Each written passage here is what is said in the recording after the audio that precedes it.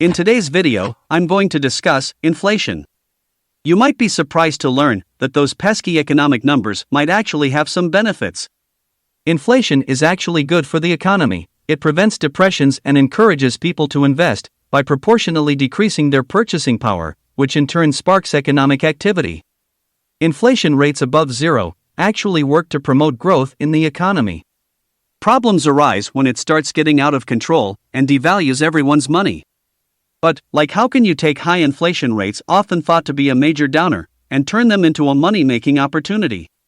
Well, in periods of high inflation, wealth is generally transferred from lender to borrower when taking out loans or in other scenarios.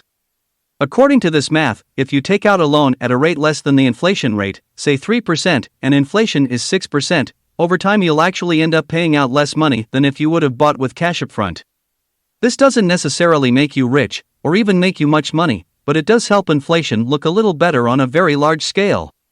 It's true that inflation devalues money, so you have to think of ways to counteract it, such as investing in assets that grow in value faster than inflation.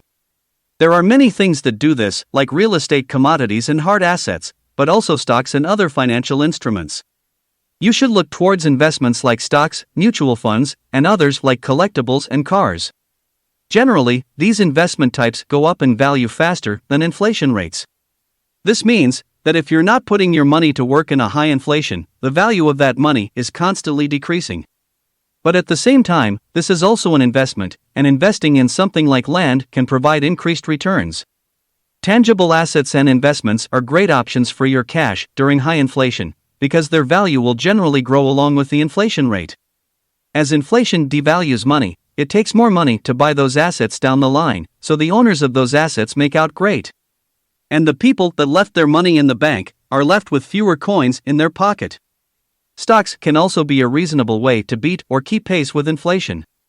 But not all types of stocks are winners in periods of high inflation.